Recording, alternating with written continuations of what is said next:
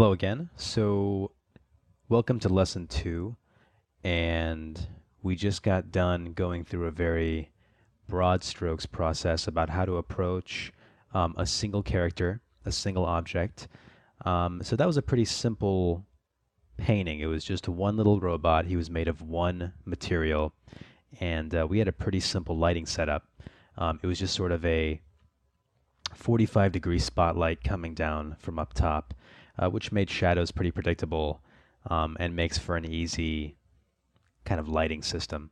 What I have here is the actual drawing that we'll be working on. So you can see that right from the get-go, it has many more elements than what we were doing before. Over here on the left is a giant robot head, which is basically a clone of what's here in the center. So this is sort of a chase, and basically these three machines here are in a forest and they're chasing these three guys. So clearly one has been downed, there's one who's still on the run, and then a second one who's about to exit to screen right.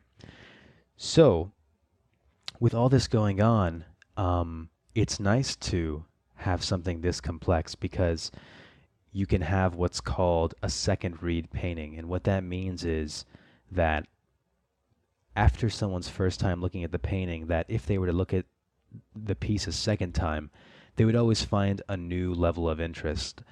It's nice for your painting to be made of layers and layers of detail, but they shouldn't be they shouldn't be so blatant. They shouldn't steal the attention from what the focal point of the painting is. But it is very charming when somebody goes back and looks at it again and they always find something new. Kind of like a good movie that has, layers and layers of story, and you always notice something new every time you watch that movie.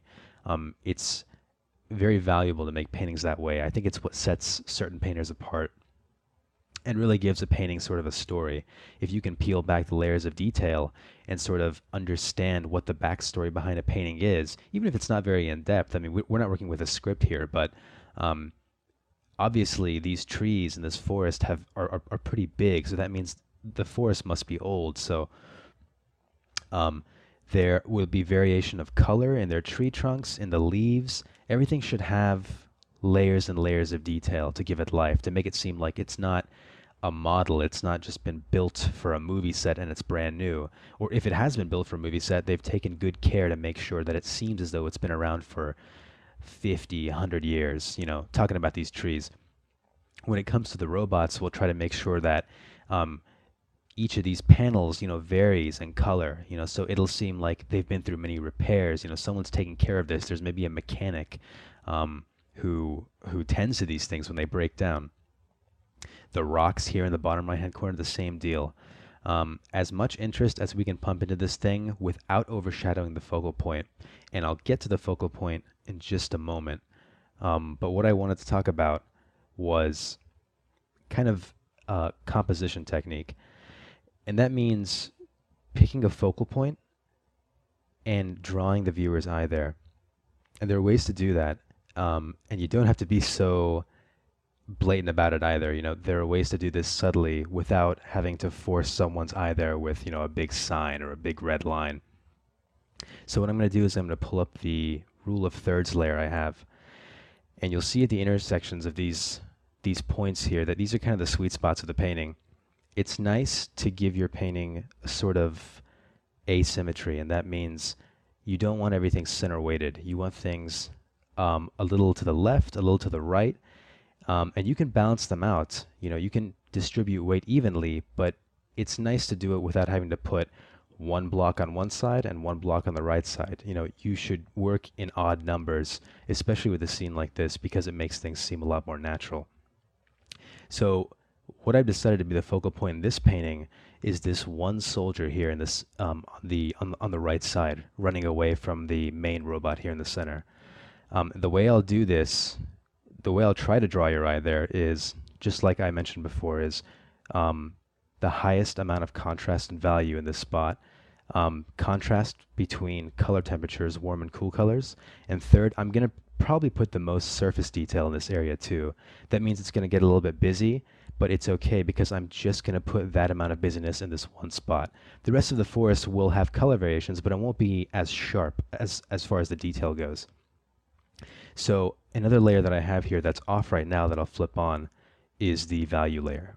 Okay, so this really illustrates, I think, what my intentions are with this piece. That robot head that we mentioned here on the left is basically just a black silhouette. It's really a framing element, and that's all I need it to be. It is another character, but really what it is just another thing to cradle that center, that focal point.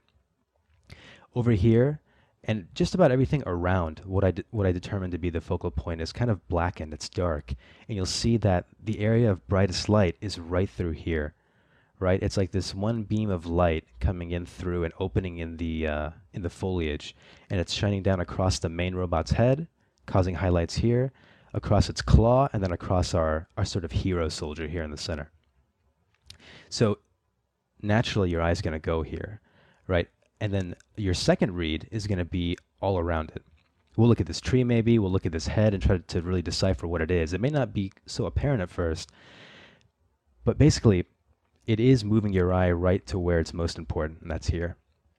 And again, everything that I've done here, I've tried my best to sort of cradle this guy here. So even the claw of this robot, I've tried to make a framing element. And another thing is the tree here is also sort of cradling our focal point. This robot itself is also a framing device. And then you kind of have these shapes of the rocks that are all pointing inward like this, okay? So anything I can do that's subtle still to point your eye there, I will do, and I've tried to do in this piece. So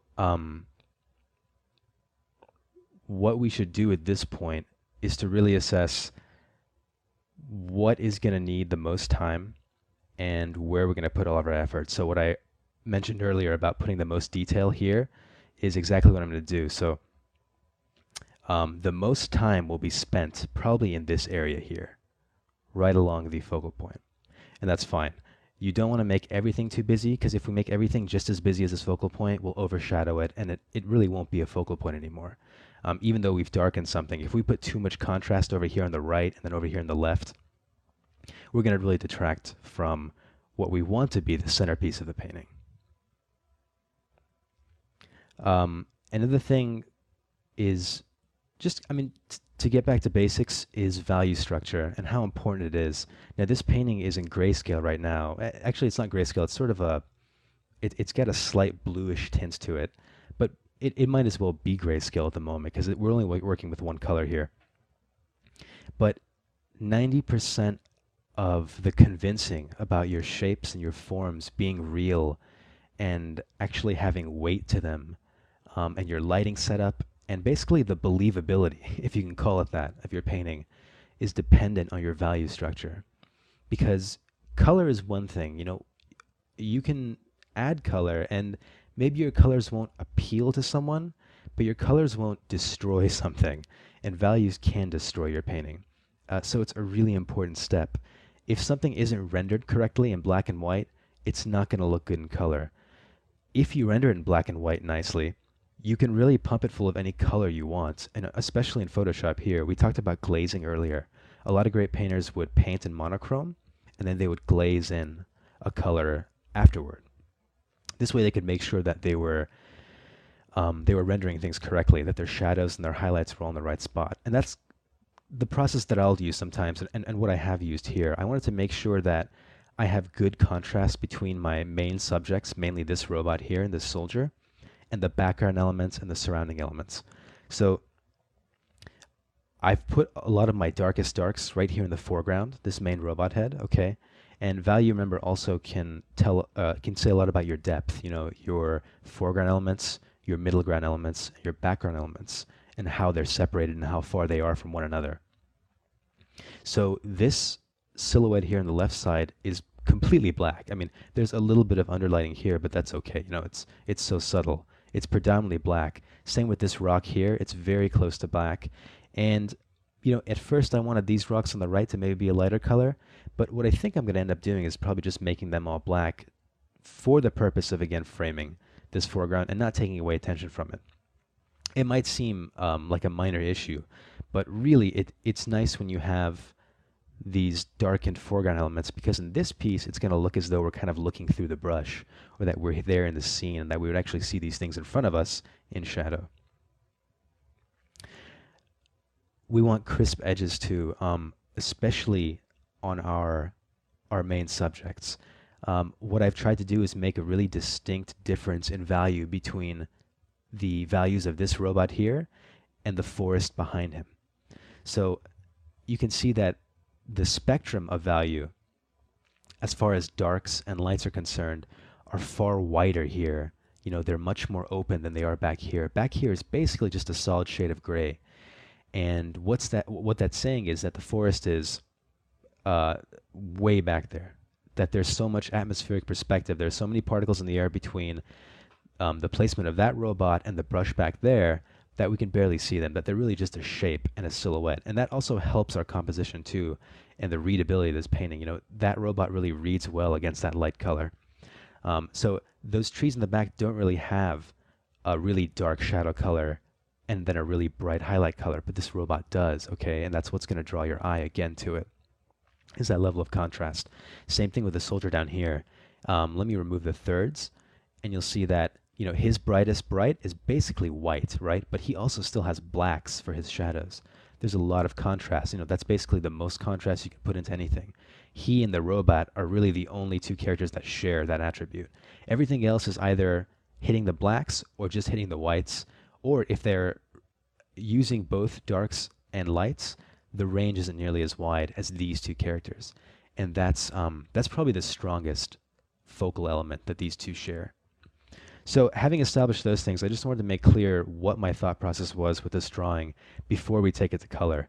So I will be re-rendering all of this stuff. You know, the drawing was for me to figure out the architecture of these trees and these robots, but in the painting process, I think we're going to discover a lot of things kind of on the way as we're doing this. And that's part of the fun for me, is to not quite complete the drawing or the painting while I'm doing the value study and the drawing, but to sort of let the painting reveal itself to me as I'm putting in the color and re-rendering things. So with that said, let's move on to part 3 and get to the initial stages of the final rendering.